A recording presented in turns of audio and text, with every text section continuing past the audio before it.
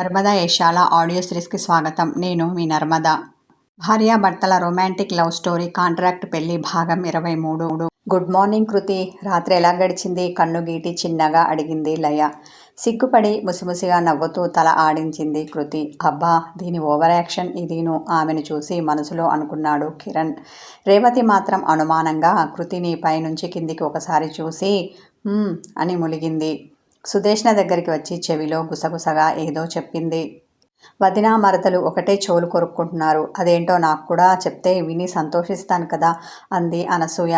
ఏమీ లేదు అక్క, కొత్తగా పెళ్ళైన వాళ్ళు 3 నిద్రలు చేయకుండా బయటికి వెళ్ళకూడదు కదా, అందుకని వదినని నాతో పాటు 2 రోజులు ఉండమని రమ్మంటున్నాను. వాళ్ళకింట్లో కాస్త ప్రైవసీ ఉంటుందని నా ఆలోచన అన్న రేవతి చిన్నగా నవ్వింది. అది నిజమే అనుకో, కానీ నీ దగ్గరికి ఆ పల్లెటూరికి ఎందుకు? నాతో పాటు తీసుకెళ్తాను. మేముండేది ఈ సిటీలోనే కాబట్టి తను ఎప్పుడు రావాలనుకుంటే అప్పుడు తిరిగి ఇక్కడికి రావచ్చు. ఏం సుదేష్ణ, నాతో వస్తావా అంది అనసూయ.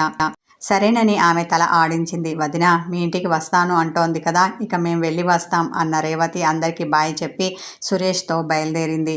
వదిన బట్టలు సర్దుకో, మనం కూడా బయలుదేరదాం అంది అనసూయ. నేను లేకుంటే కృతి కిరణ్కు దగ్గర అవుతుంది అనుకొని 5 నిమిషాలు వదిన, ఇదిగో ఇప్పుడే బట్టలు సర్దుకొని వచ్చేస్తాను అని తన పడక గదికి వెళ్ళిన సుదేష్ణ బట్టలు సర్దుకొని వచ్చింది.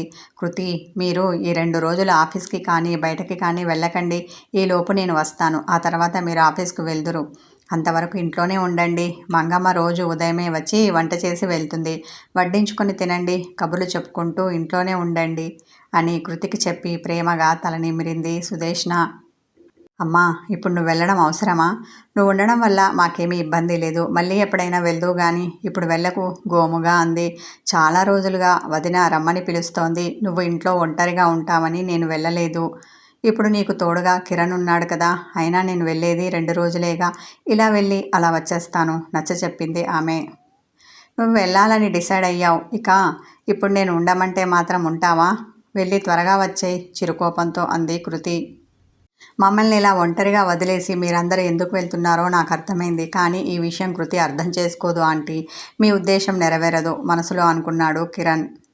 అందరూ ఒక్కసారిగా వెళ్ళిపోవడం నాకు నచ్చలేదు. ఇల్లంతా బోసిపోయింది. అసలు ఇది పెళ్ళిళ్ళులా ఉందా అంటూ సోఫాలో కూర్చుంది కృతి. కిరణ్ ఏదో ఆలోచనలో ఉండి ఆమె మాటలు పట్టించుకోలేదు. కృతి, అమ్మా టిఫిన్ తిందువుగానిరా అంటూ పిలిచింది మంగమ్మ. కిరణ్ని చూసి తినడానికి రమ్మని సైగ చేసింది. కమాన్ కృతి, నాకు చాలా ఆకలిగా ఉంది, టిఫిన్ చేద్దాంరా అంటూ చనువుగా కృతి చెయ్యి పట్టుకొని లేవదీసి డైనింగ్ టేబుల్ దగ్గరికి తీసుకొని వచ్చాడు కిరణ్. అన్యమనస్తకంగా టిఫిన్ చేయడానికి కూర్చుంది కృతి. మంగమ్మ తినడానికి ఉప్మా పెట్టింది. కూరలు వండాను, రైస్ కుక్కర్లో బియ్యం కడిగి ఉంచాను. మీరు తినాలి అనుకున్నప్పుడు రైస్ కుక్కర్ బటన్ ఆన్ చేయండి, సరిపోతుంది. 2 రోజులుగా నేను ఇక్కడే ఉన్నాను. ఈ పూట ఇంటికి వెళ్ళి రేపు ఉదయమే వస్తాను అంది. ఇదంతా తన తల్లి ప్లాన్ అని అర్థమవుతుంటే అలాగేనని తల ఆడించింది కృతి. చిన్నగా నవ్వుకొని మంగమ్మ వెళ్ళింది. మనసంతా ఏదోలా అయిపోగా కృతి తినడానికుండా స్పూన్తో ఉప్మాను అటూ ఇటూ కదిలిస్తూ కూర్చుంది. కిరణ్ స్పూన్తో ఉప్మా తీసి ఆమె నోటి దగ్గర పెట్టాడు. ప్లీజ్ కృతి తిను అన్నాడు. ఆమె అతనిని సీరియస్గా చూసి ఏంటి కొత్త అలవాటు అంటూ ముఖం చిట్లించింది. కొత్త దంపతులం కదూ, ఇక మీదట అన్నీ కొత్త అలవాట్లు చేసుకోవాలి, లేదంటే మనం చేసేది కాపురంలా అనిపించదు అనేసి చిలిపిగా కన్ను కొట్టాడు. ఇలాంటివన్నీ నాకు నచ్చదు. మన రిలేషన్ ఎప్పుడూ పాతదే. నేను బాస్ని, నువ్వు నా ఎంప్లాయీవి. ఈ విషయం ఎప్పుడూ మర్చిపోకు మిస్టర్ కిరణ్ అంది. తల ఆడించిన అతడు, కానీ చిన్న సవరణ కృతి. నువ్వు బాస్గా నా ఇంటి ఇల్లాలివి, నేను ఎంప్లాయ్గా నీ భర్తను. నిన్నేమి కొత్తగా భర్త పోస్టులో భర్తీ అయ్యాను. నా డ్యూటీస్ అన్నీ సక్రమంగా నెరవేర్చాలి, లేదంటే నా భార్య బాస్కు కోపం వస్తుంది అంటూ కొంటెగా మాట్లాడాడు అతడు.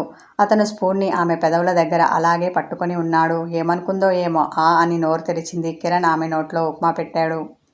బాసులు కూడా ఎంప్లాయీస్తో ఫ్రెండ్లీగా ఉండవచ్చు, ఈ మధ్య అలాగే ఉంటున్నారు కూడా. ఇలా గొడవ పడే కన్నా మనం కూడా ఫ్రెండ్స్ అయిపోదామా? ఫ్రెండ్స్ అంటూ షేక్ హ్యాండ్ ఇవ్వడానికి చెయ్యిని ముందుకు చాపాడు కిరణ్. ఏమనుకుందో గాని ఓకే అంటూ షేక్ హ్యాండ్ ఇచ్చింది కృతి. స్నేహం కొద్దీ ఆమె చేతిని సున్నితంగా నొక్కి వదిలాడు. ఇద్దరూ కబుర్లు చెప్పుకుంటూ టిఫిన్ తిన్నారు. కృతి హాల్కి వచ్చి టీవీ ఆన్ చేసి కూర్చుంది. కిరణ్ ఒక బుక్ పట్టుకొని వచ్చి ఆమె కళ్ళ ముందు అటు ఇటు తిప్పి టటటాయ్ అన్నాడు. ఏంటది అంటూ అతని చేతిలో నుండి ఆ పుస్తకాన్ని తీసుకుంది. ఓపెన్ చేసి సంతోషంతో, వావ్, ఈ డైరీ కోసమే నేను ఇన్నాళ్ళుగా స్టోర్ రూమ్లో వెతుకుతున్నాను. నీకు ఎప్పుడు దొరికింది? ఆశ్చర్యంతో అడిగింది. ఇది మీ అమ్మగారి దగ్గర ఉంటే మనకు ఆ స్టోర్ రూమ్లో ఎలా దొరుకుతుంది అంటూ కళ్ళు ఎగరవేశాడు కిరణ్. అమ్మ దగ్గర ఉందా? ఆశ్చర్యంతో అతన్ని చూసింది ఆమె. అవును, తను ఇందాక వెళ్ళేటప్పుడు నీకు ఇవ్వమని నాకిచ్చింది. మీ నాన్నగారు దీన్ని నీ పెళ్ళైన తర్వాతనే ఇవ్వమని చెప్పారట, అందుకే ఇప్పుడు ఇచ్చి వెళ్ళారు అన్నాడు. అతని వైపు చూసి, నువ్వు చదివావా అంది. లేదు, ఇందాకేగా నా చేతికి వచ్చింది. అప్పుడే ఎలా చదువుతాను? ఇప్పుడు ఇద్దరం కలిసి చదువుదాం ఉత్సాహంగా అన్నాడు కిరణ్. ఇది మా నాన్నగారు తను చనిపోయే ముందు నా కోసం రాసిన డైరీ. నువ్వు చదవడం ఎందుకు? నేను చదివితే సరిపోతుంది అంటూ లేచి తన గదికి వెళ్ళబోయింది. చెయ్యి పట్టుకొని వెళ్లకుండా ఆపి, నువ్విలా చేస్తావని ఆంటీ మనిద్దరినీ చదవమని చెప్పింది. కాబట్టి ఇక్కడే కూర్చో, ఇద్దరం కలిసి చదువుదాం అన్న కిరణ్ నిలబడి ఉన్న ఆమెను కూర్చోబెట్టాడు. అమ్మా, నువ్వన్నీ ఇలాంటి పనులే చేస్తావు. ప్రతీదీ ఇతనితో షేర్ చేసుకోమంటావు. ఇది మన ఫ్యామిలీ మ్యాటర్. అతన్ని నాతో పాటు చదవమని ఎందుకు చెప్పావు? మనసులో తల్లిని కోపగించుకుంది. తప్పని పరిస్థితుల్లో అతనితో కలిసి చదువుతూ కూర్చుంది కృతి. కాసేపటికి కిరణ్ పక్కున నవ్వాడు. ఇందులో నవ్వు వచ్చే విషయం ఏముందని అంతలా నవ్వుతున్నావు? అతన్ని కోపంతో గుర్రుగా చూసింది. మీ నాన్నగారు ఆయన సొంత ఊరిలో ఉన్న ఆస్తులన్నీ మనకు పుట్టబోయే పిల్లలకు చెందాలని రాశారు. అంటే నీకు పుట్టబోయే పిల్లలకు అని అర్థం. నువ్వేమో కాపురం చేయనని భీష్మ ప్రతిజ్ఞ చేశావు కదా, మరి నీకు పిల్లలు ఎలా పుడతారబ్బా?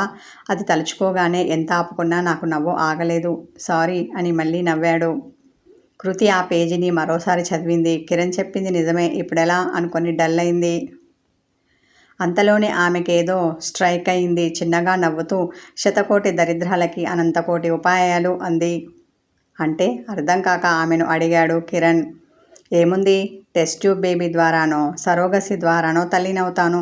ఇప్పుడు అంతా ఇదే కదా ట్రెండ్ అంది. ఊసిన రాక్షసి, ఎంత క్రిమినల్ మైండే నీది. తల్లివి కావడం కోసం అన్న మొగుడి అవసరం ఉందని తెలుసుకుంటావు, నా చెంత చేరుతావు, భర్తగా నీ హృదయంలో నాకు స్థానాన్ని ఇస్తావు అనుకున్నాను. కానీ నువ్విప్పుడు ఆ ఆశ కూడా అడగంటించావు. అనుకోగానే అతనికి ఎక్కడ లేని నీరసం ముంచుకొచ్చింది. అతని మనసు లోతుల్లోని బాధంతా నిట్టూర్పుగా బయటపడింది. ఏంటి, గాలి తీసిన బెలూన్లా అయ్యారు? నేను చెప్పింది విని నీ మైండ్ దిమ్మ తిరిగి బొమ్మ కనిపించి ఉంటుంది కదూ అని ముసిముసిగా నవ్వింది కృతి. ఆమెను గుర్రుగా చూసి తల నిలువునా ఆడించాడు. విచారంగా ముఖం పెట్టాడు కిరణ్. విచారించింది చాలు కానీ నెక్స్ట్ పేజీలో ఏముందో చదువుదామంటూ డైరీ పేపర్ని తిరిగేసింది. ఇద్దరూ కలిసి డైరీ మొత్తం చదివారు. డైరీ చదవడం అయిపోగానే కృతి కోపంగా ఆ డైరీని బలంగా విసిరి నేలకేసి కొట్టింది. అందుకే నాన్న, నువ్వు చెడ్డవాడివి అంటాను. నువ్వెప్పుడూ నా మంచి కోరలేదు, నేను బాగుండాలి అనుకోలేదు. అలా అనుకున్న వాడివైతే ఇలా రాసి వెళ్ళేవాడివి కాదు. నాన్న, ఐ హేట్ యూ అంటూ గట్టిగా అరిచింది కృతి. నేల మీద పడిన డైరీని తీసి టేబుల్ పైన పెట్టాడు కిరణ్. ఆమె పక్కన కూర్చొని, కృతి రిలాక్స్, ఇప్పుడేమైందని అంతలా బాధపడుతున్నావు? మీ నాన్నగారిని హేట్ చేస్తున్నావు. ఆయన అంతా నీ మంచి కోరే రాశారుగా. ఆయన రాసిన దాంట్లో తప్పేముందని ఇంతలా వరి అవుతున్నావు? అనునయంగా ఆమె వీపు నిమిరాడు. అందులో నీకే తప్పు కనిపించలేదా? విస్మయంతో అతన్ని చూసిన ఆమె, అవునులే, ఎలా కనిపిస్తుంది? నువ్వు కూడా మా నాన్నలాంటి ఒక మగవాడివేగా అంటుంటే ఉక్రోషంతో ఆమె ముక్కుపుటాలు ఎగిరిపడ్డాయి. నా మూడ్ బాగోలేదు, నాకు కొంచెం ప్రైవసీ కావాలి అంటూ తన గదికి వెళ్ళడానికి లేచి నిలబడింది కృతి. అలాగే కానీ, అరగంటలో రావాలి. నేను రైస్ కుక్కర్ ఆన్ చేస్తాను. లంచ్ టైం అవుతోంది, కలిసి భోంచేద్దాం అన్నాడు కిరణ్. ఆమె అలాగే అన్నట్టుగా తల ఊపి వెళ్ళింది. కిరణ్ కిచెన్కి వెళ్ళి రైస్ కుక్కర్ ఆన్ చేశాడు. ఇంతలో అతని సెల్ ఫోన్ రింగ్ అయింది. లిఫ్ట్ చేసి, హలో, ఎవరు అన్నాడు. ఎవరా? నీ మొగుడిని. అప్పుడే మర్చిపోయావా? అంత త్వరగా మర్చిపోయే బంధమేనా మనది? పెళ్ళి కాగానే నన్నే గుర్తుపట్టలేనంతగా మారిపోయావా? అవునులే, ఎంతైనా ఇప్పుడు కోటీశ్వరునికి అల్లుడివి కదా. ఇక నేనెలా గుర్తుంటాను? దెప్పుతూ అన్నాడు అవతల ఫోన్ చేసిన వ్యక్తి. అరే రేవంత్ నువ్వా? నా నంబర్ నీకు ఎలా దొరికింది? ఎక్కడున్నావు? ఏం చేస్తున్నావు? అంటూ కుశల ప్రశ్నలు అడిగాడు కిరణ్. నువ్వు నెంబర్ మార్చినంత మాత్రాన కనుక్కోలేను అనుకున్నావా?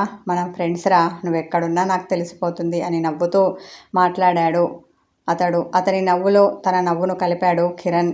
నాకు చెప్పకుండా పెళ్లి చేసుకున్నావు, చెప్తే నేను వస్తాను, నీ బండారం బయటపడుతుంది అని భయపడ్డావా? అయినా అంత గొప్పింటి అల్లుడు అయ్యావంటే ఏదో ఒక అబద్ధం చెప్పి అయ్యుంటావు. నిజం చెప్తే నిన్నెవరు అల్లునిగా చేసుకుంటారు? కూపీలాగే ప్రయత్నం చేశాడు రేవంత్. అదేమీ లేదురా, నువ్వు ఫోన్ మార్చినట్టు ఉన్నావు. నీ కొత్త నెంబర్ నా దగ్గర లేదు. పాతదానికి ట్రై చేశాను, అది నాట్ రీచబుల్ అని చెప్పింది. అందుకే నిన్ను పెళ్ళికి పిలవలేకపోయాను అంటూ నొచ్చుకున్నాడు కిరణ్. నీ గురించి నాకు తెలుసులేరా, ఏదో నిన్ను ఏడిపిద్దామని అలా అన్నాను. మీ ఆవిడకు పెద్ద కంపెనీ ఉందట, దానికి నువ్వే ఎండీవట.